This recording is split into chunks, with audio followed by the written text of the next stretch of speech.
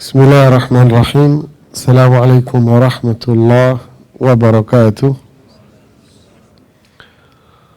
Alhamdulillahi ala ihsani wa syukru ala taufiqihi wa amtinani. Salatu wassalamu ala rasulillah wa ala alihi wa sahbihi wa ba'd. Allahumma alimna ma jahilna wanfa'na bima alimna warzuqna amalan salihan mutaqabbala. Ya Allah, ajarkanlah kepada kita apa yang tidak kita ketahui dan jadikan apa yang kita ketahui bermanfaat buat kita semuanya, dan karuniakanlah kepada kita amalan saleh yang terkabul. Amin, Allahumma amin. Kita di surat Al-Lail, surat yang inti pembahasannya adalah bicara tentang pengelompokan manusia, baik dalam kehidupan keseharian maupun manusia nanti di akhirat. Setelah Allah Subhanahu wa ta'ala menunjukkan keagungan dan kebesarannya, kemudian Allah menjelaskan bahwa aktivitas manusia ini memang beraneka ragam. Inna sa'yakum lasyatta. Sungguh sa'i, aktivitas kalian itu beraneka ragam. Ada yang aktivitasnya bermanfaat buat dia, manfaat yang sebenarnya. Ada yang aktivitasnya sebetulnya manfaat yang fata morgana saja. Artinya itu adalah membinasakan dirinya, capeknya dia itu membuat dia binasa. Seperti dalam hadis Rasulullah sallallahu alaihi wasallam, kullun nasi yaghdu, setiap orang beraktivitas mulai di pagi hari. Faba'i'un nafsahu famu'tiquha aw mubiquha. Dia menghabiskan diri dan waktunya di sana. Famu'tiquha aw mubiquha. Ada yang dengan aktivitasnya itu dia membebaskan dirinya dari azab dunia dan azab neraka. Tapi ada manusia yang justru dengan aktivitasnya itu dia malah membinasakan dirinya dalam sebuah lubang kebinasaan azab dunia dan akhirat. Begitulah akhi sekalian, semua orang capek di dunia. Cuman capeknya ini, ada yang capek bisa menyelamatkan dia dari azab, dan ada yang capek malah capek yang bisa membinasakan dirinya. Wal'iyadzubillah. Sehingga inilah dua kelompok inilah manusia yang disebut di surat Al-Lail ini. Allah mengatakan di surat ini, fa'amma man a'ta wattaqa wa saddaqa bil husna. Ini kelompok yang pertama, yaitu mereka yang capek dalam kehidupan dunia, tetapi kehidupan dunianya itu a'ta, dia pakai untuk memberikan manfaat orang lain. Nah, itulah yang namanya sedekah. Sedekah itu bisa materi, sedekah itu bisa non materi. Ya. Dia capek duniawi, tapi dia bisa memberikan cahaya dan pencerahan kepada orang lain, baik dengan materinya maupun dengan ilmunya ataupun dengan tenaganya dia. Atau dia memberi. Wattaqa, dan dirinya sendiri pun dia bertakwa kepada Allah, memberikan manfaat pula pada dirinya dengan amal saleh dan dengan ketakwaan, keikhlasan. Dia mengikuti petunjuk Rasul sallallahu alaihi wasallam. Wasaddaqa bil husna, inilah orang yang percaya dengan Allah, percaya dengan akhirat, percaya dengan adanya surga dan neraka. Berarti dialah orang yang bermanfaat buat dirinya, dan dia pun bisa memberikan manfaat buat orang lain.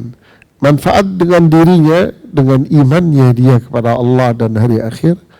Manfaat pada dirinya dengan dia mematuhi aturan syariat, petunjuk Rasul SAW. Apa yang diperintahkan dia akan kerjakan, apa yang dilarang dia akan tinggalkan. Inilah manusia yang aktivitas kehidupan dunianya akan bermanfaat buat dia. Rijalun la tulhihim tijaratun wala bay'un an dzikrillah wa iqamis salah wa ita'iz zakah yakhafuna yawman tataqallabu fihi alqulubu wal absar. Lelaki-lelaki yang dia dagang dan bisnis, di mana dagang dan bisnisnya, pekerjaan dia tidak menjadikan dia lalai dari mendirikan salat, dari membayar zakat. Dia takut akan azab, takut akan hari di mana hati dan pandangan manusia itu bisa berubah. Iman dia kepada Allah dan hari akhir. Inilah kelompok manusia yang pertama. Kalau dia kaya pun kekayaannya memberikan manfaat buat dia. Kalau dia cukup, ya kecukupan dia tetap tidak menjadikan dia bisa berbagi kebaikan kepada orang lain dan dirinya sendiri. Kelompok yang kedua, tentu kelompok yang pertama ini fasanuyasiruhu lil yusra. Allah akan berikan kemudahan pada kehidupan dia. Terutama Allah akan berikan kemudahan buat dia ketika di alam kubur. Allah akan berikan kemudahan buat dia nanti di akhirat untuk memasuki surga Allah Subhanahu wa ta'ala. Ini luar biasa. Kelompok yang kedua adalah lawannya. Wa amma man bakhila wastaghna wa kadzdzaba bil husna. Manusia yang hanya mementingkan dirinya sendiri. Dia tidak akan ada namanya prinsip memberikan manfaat kepada orang lain. Kalau ada pun dia berbagi kepada orang lain, dia hanya ingin mendapatkan keluar 2, ingin mendapatkan 10. Dia keluar 2, ingin mendapatkan 10 buat dirinya. Artinya sebetulnya itu hanyalah untuk kemaslahatan pribadi, bukan kepada orang lain. Inilah manusia yang disebut di Al-Quran dan di hadis dengan manusia yang bakhil atau manusia yang syahih, pelit. Kenapa dia pelit? Karena dirinya sendiri saja tidak ada kebaikan. Ya. Makanya di sini disebutkan wastaghna, dia merasa dirinya itu bebas, merasa dirinya itu berdiri berjalan tanpa aturan, tetapi yang mengendalikan dirinya hanyalah hawa nafsu. Makanya Allah sebut di sini, ini orang-orang yang merasa dirinya nggak butuh sama Allah. Secara spesifik, model orang seperti ini adalah tidak ada kepatuhan terhadap aturan. Ya. Fala saddaqa wala shalla walakin kadzdzaba wa tawalla thumma dhahaba ila ahlihi yatamatta. Orang seperti ini, kata Allah di surat Al-Qiyamah, salat pun ogah. Ya, malas, ogah salat. Fala shalla. Dan juga orang ini pun ogah untuk berbagi kebaikan kepada orang lain, pelit yang tadi ini. Walakin kadzdzaba wa tawalla. Dia ini orang seperti orang yang enggak percaya sama hari akhir. Hatinya memang tidak ada kepercayaan dengan hari akhir itu. Dia berpaling dari aturan dan petunjuk Allah dan Rasulnya. Hawa nafsu menjadi kendali pada dirinya. Inilah manusia-manusia yang disebut oleh Rasulullah SAW sebagai budak dari dunia.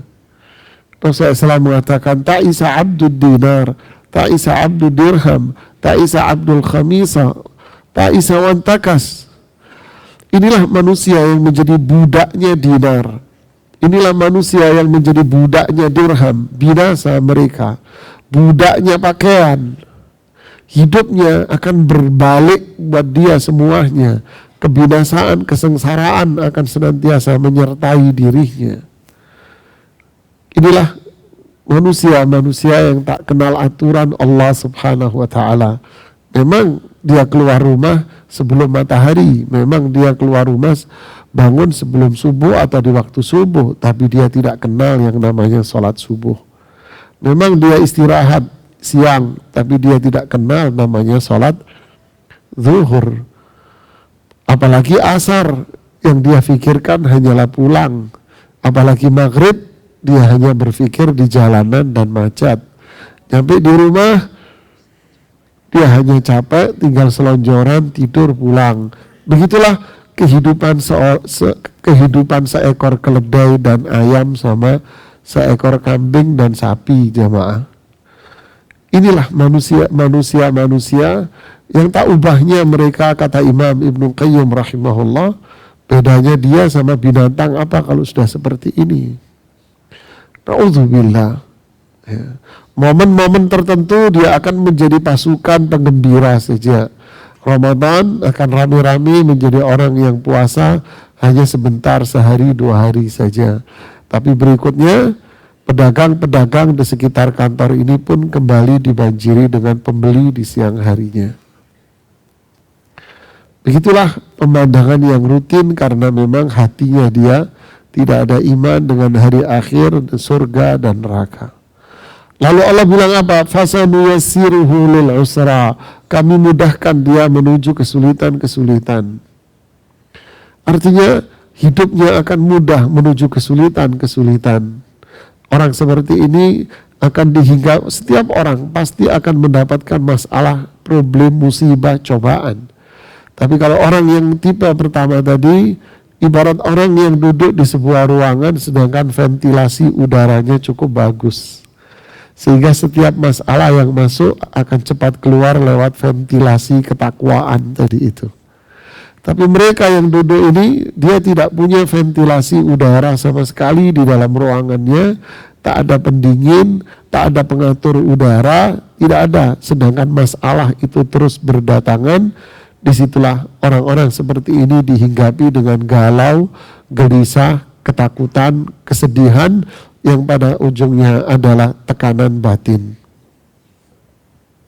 Inilah mereka. Itu adalah penderitaan yang luar biasa pada orang-orang sini. Sehingga model paracetamol akan menjadi obat buat dia, yaitu apa? Harta-harta dan hiburan-hiburan musik dan hiburan malam. Itulah hanya sekedar untuk menutupi rasa painkiller saja, jamaah. Menghilangkan rasa sakit yang sesaat saja itu, sebentaran saja. Tapi dia tidak akan bisa menyembuhkan penyakit. Bahkan penyakit dia akan bertambah dan bertambah. Itulah Allah mengatakan fasanuyassiruhu lil usra. Kami akan berikan kemudahan dia untuk menuju kesulitan. Yaitu apa? Sakratul maut, azab di kuburan, dan dipermudah oleh Allah untuk masuk neraka jahanam. Allah mengatakan wa ma yughni anhu maluhu idza taradda. Nanti kalau wafat gak manfaat hartanya kamu, kedudukanmu gak manfaat. Ya, sakratul maut tidak akan bisa dibayar dengan hartanya dia. Alam kubur, malaikat maut, malaikat yang bertanya buat dia, fitnah kubur tidak akan bisa dibayar sama dia dengan harta dan kedudukan. Begitulah di akhirat pula. Jangankan harta, dibangkitkan dari kubur dalam kondisi telanjang seperti dia terlahir dari perut ibunya. Ya, tak ada harta, tak ada dunia. Ma'aghna anni maliyah, halaka anni sultaniyah. Hartaku tak bermanfaat, kedudukanku juga sudah hilang, dan jabatanku sudah hilang semuanya. Makanya Allah mengatakan khudhuhu faghulluh, wahai para malaikat, kumpulkan orang-orang yang menjadi budak dunia ini jadi satu, faghulluh, lalu mereka semua ikat jadi satu, seperti mengikat sebuah binatang saja, jadikan satu, lalu kiring mereka ke dalam neraka jahanam, lemparkan mereka semua ke sana. Allahu Akbar. Di ayat ini Allah mengatakan inna alaina lal huda wa inna lana lal akhirata wal ula. Petunjuk itu Allah yang memberi, bukan dunia Anda. Petunjuk untuk mengetahui kebaikan dan keburukan itu Allah yang ngasih tahu. Bukan harta Anda, kesuksesan Anda, bukan jabatan, bukan kedudukan Anda menjadi jaminan bahwa Anda mengetahui yang baik dan yang buruk. Tidak. Baik dan buruk itu Allah yang mengetahuinya. Baik dan buruk itu Allah yang memberi. Maka mintalah jalan itu kepada Allah.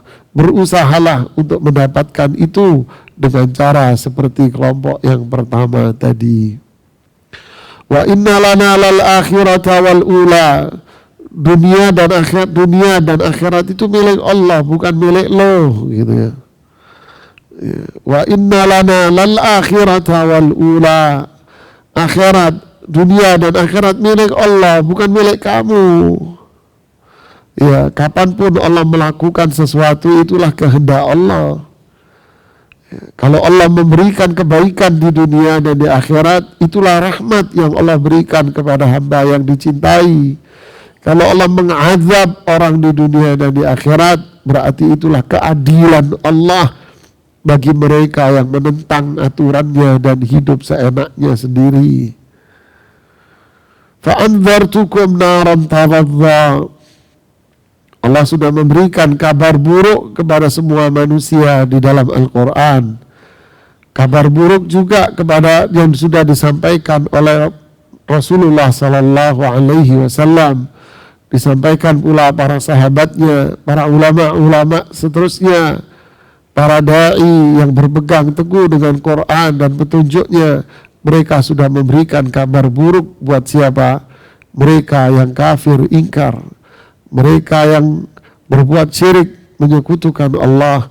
Mereka yang tidak mau taat kepada petunjuk Allah. Mereka yang maksiat, menentang Allah. Tuli telinganya dengan aturan. Buta matanya dengan aturan. Dia hanya mendengar. Dia hanya melihat.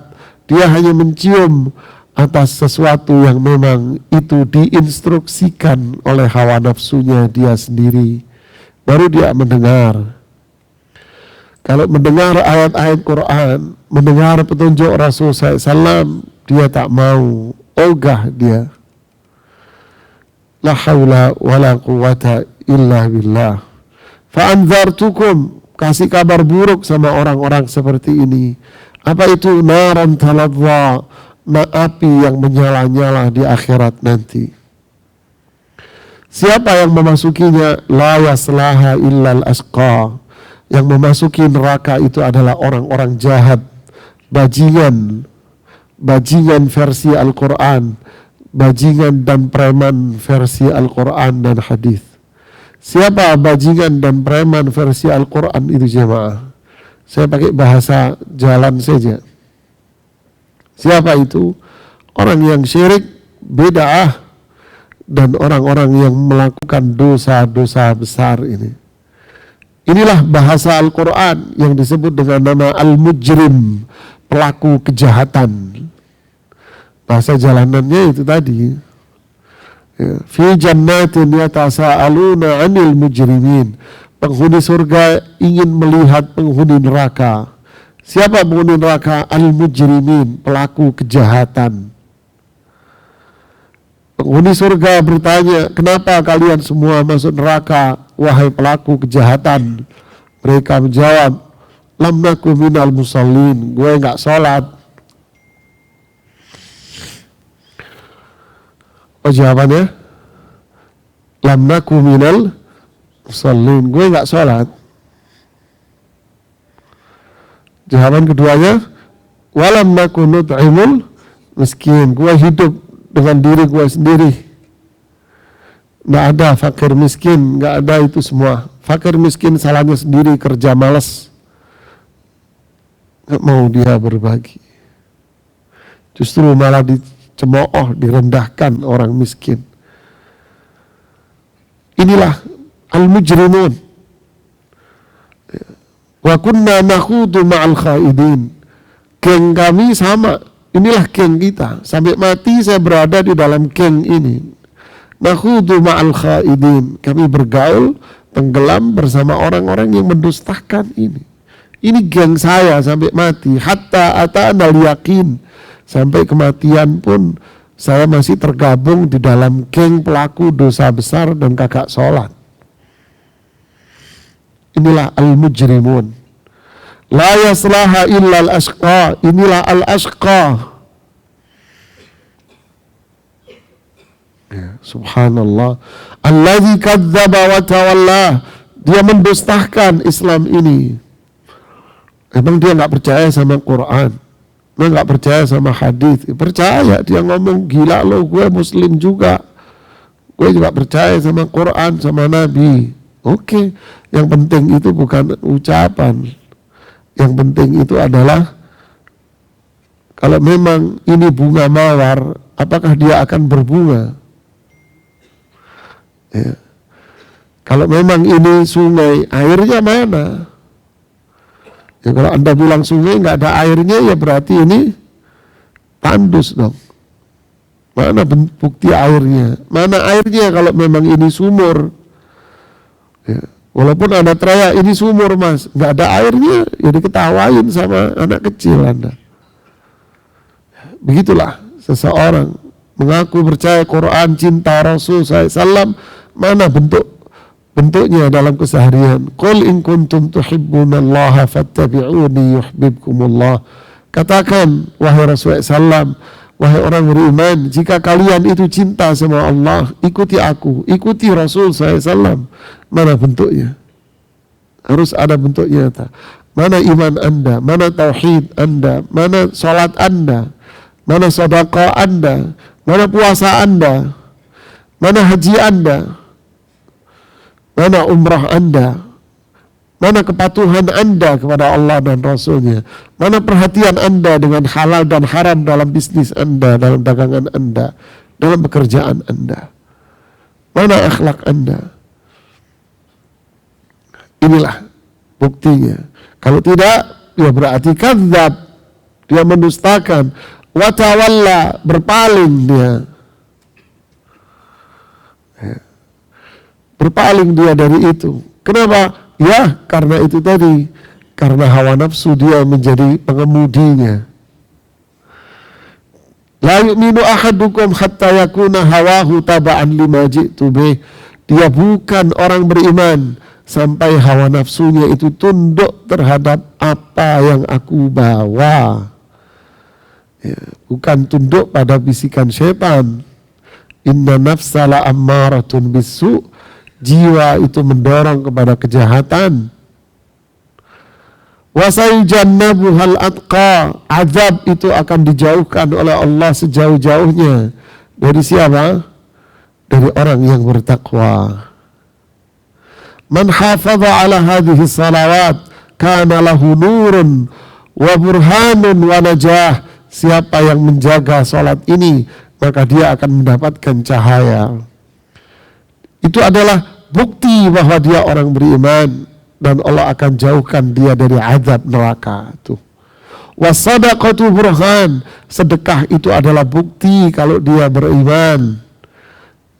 Ittaqun nara walau bisyikki tamrah, jauhi azab neraka walaupun Anda bersedekah dengan sepotong kurma.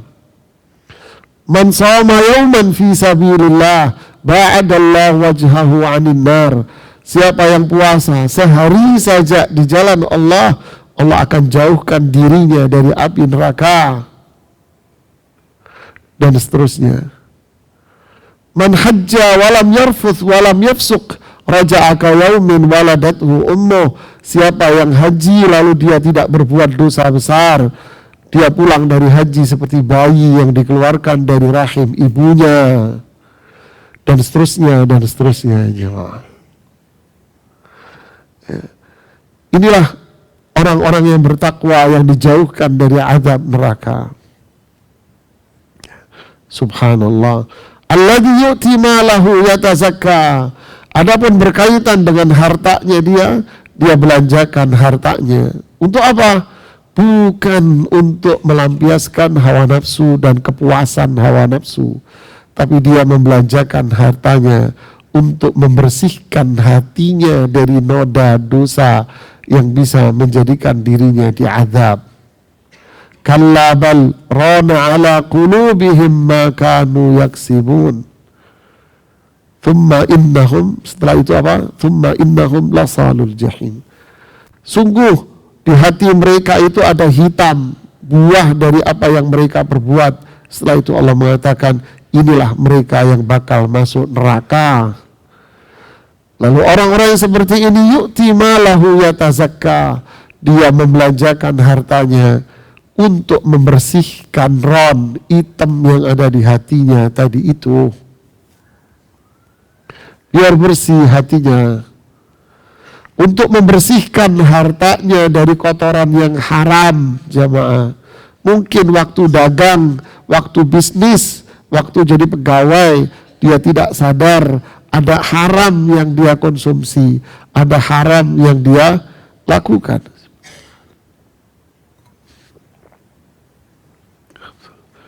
Yang tidak sadar dia melakukan itu.